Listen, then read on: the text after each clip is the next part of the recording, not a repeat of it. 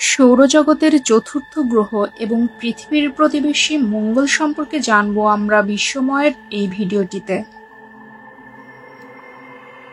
মঙ্গল গ্রহ রোমান পুরাণের যুদ্ধ দেবতা মার্সের নাম বহন করে। রোমান যুদ্ধের দেবতার নাম অনুসারে এই নাম রাখা হয়েছে এবং প্রায়শই এই গ্রহটিকে লাল গ্রহ নামেও অভিহিত করা হয়। মিশরীয় সভ্যতায় মঙ্গলকে বলা হতো ডেজার, যার অর্থ লাল গ্রহ। মঙ্গল গ্রহকে ভারতীয় জ্যোতির্বিদ্যাতেও লাল গ্রহ হিসেবে উল্লেখ করা হয়েছে। কারণটা দেখতে লাল, এর জন্য দায়ী এই গ্রহের পৃষ্ঠতলে ফেরিক অক্সাইডের আধিক্য, যার ফলে গ্রহটিকে লালচে রঙের দেখায় এবং খালি চোখে দৃশ্যমান মহাজাগতিক বস্তুগুলোর মধ্যে এই গ্রহটিকে স্বতন্ত্রভাবে দর্শনীয় করে তোলে। পৃথিবীর চাঁদ একটি, কিন্তু মঙ্গলের চাঁদ দুটি। ওদের নাম ফেবোস ও ডিমোস। গ্রিক পুরাণ অনুসারে ফেবোস ও ডিমোসের যুদ্ধের দেবতা মার্চের দুই শিষ্য। মঙ্গল গ্রহের তুলনায় এদের উপগ্রহ দুটি খুবই ছোট। এরা আয়তনে পৃথিবীর চাঁদের 200 ভাগের 1 ভাগ মাত্র। ডিমোস মঙ্গলের এত কাছাকাছি প্রদক্ষিণ করে যে অদূর ভবিষ্যতে তা মঙ্গলের উপর আছড়ে পড়বে। আকারের দিক থেকে মঙ্গল সৌরজগতের দ্বিতীয় ক্ষুদ্রতম গ্রহ। সবচেয়ে ক্ষুদ্র গ্রহের নাম বুধ। মঙ্গলের ব্যাস প্রায় 6791 কিলোমিটার। এটা আকারে পৃথিবীর প্রায় অর্ধেক। সৌরজগতের চতুর্থ গ্রহ মঙ্গল সূর্য থেকে গড় দূরত্ব 22,70,00,000 কিলোমিটার। মঙ্গল গ্রহের প্রতি সেকেন্ডে 23 কিলোমিটার গতিবেগে সূর্যকে প্রদক্ষিণ করে। মঙ্গল গ্রহে 24 ঘন্টা 37 মিনিটে একদিন হয়। 1 বছর হতে পৃথিবীর 687 দিন সময় লাগে। মঙ্গল গ্রহের আবহাওয়া বেশ ঠান্ডা।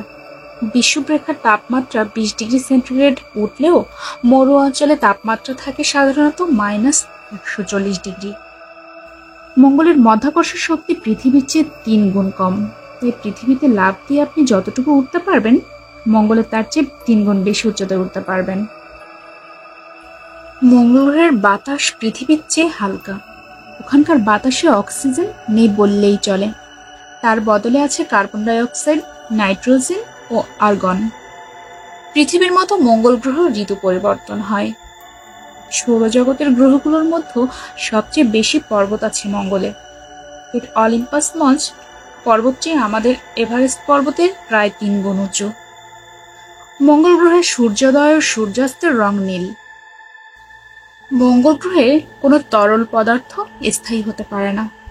এই গ্রহের বায়ুর চাপ ও তাপমাত্রা খুবই কম থাকে, ফলে পানির অণুগুলো বাষ্পরূপে ছড়িয়ে পড়ে, নয়তো বরফের আকার ধারণ করে। পৃথিবীর মতোই মঙ্গল গ্রহের 2 মেরুতেই বরফ রয়েছে, কিন্তু এসব আসলে ড্রাই আইস বা শুষ্ক বরফ। অনেক কম তাপমাত্রা এবং কম চাপে গ্যাসীয় কার্বন ডাই অক্সাইড রেখে দিলে সেটি তরলে রূপান্তরিত না হয়ে সরাসরি কঠিন পদার্থের আকার ধারণ করে। এই ড্রাই আইস গরম পরিবেশে তরল না হয়ে আবার সরাসরি গ্যাসে পরিণত হয়। তাই প্রতি বসন্তকালে মঙ্গল গ্রহের মেরুদেশীয় বরফ উধাও হয়ে যায়। ধারণা করা হয় মঙ্গলও একসময় পানি ছিল, কিন্তু কালের বিবর্তনে তা শুকিয়ে মরুভূমিতে পরিণত হয়েছে। মঙ্গল গ্রহের ভূমিতে অসংখ্য নদী নালা হ্রদের চিহ্ন রয়েছে, যা কালের আবর্তনে শুকিয়ে গেছে। ভূমির এসব গঠন তরল পানি প্রবাহের প্রমাণ বহন করেছে। 2012 সালে এসা মঙ্গলের উদ্দেশ্যে তার প্রথম রোভার প্রেরণ করে। এক্সোমার্স নামক এই রোভার মঙ্গল পৃষ্ঠের 2 মিটার গভীর পর্যন্ত খনন কাজ করেছিল। এর মূল কাজ ছিল মঙ্গলের জৈব অনুসন্ধান করা। ইউরোপিয়ান স্পেস এজেন্সি তথা এসা 2023 থেকে 2025 সালের মধ্যে মঙ্গলে মানুষ প্রেরণের কথা ভাবছে। এক্সোমার্স উৎক্ষেপণ এবং মার্স রিটার্ন মিশনের মাধ্যমে এই সুদূর প্রসারী পরিকল্পনার বাস্তবায়ন শুরু হবে। আপনি যদি চ্যানেলে নতুন হয়ে থাকেন, সাবস্ক্রাইব করে বেল আইকনটিতে ক্লিক করতে ভুলবেন না।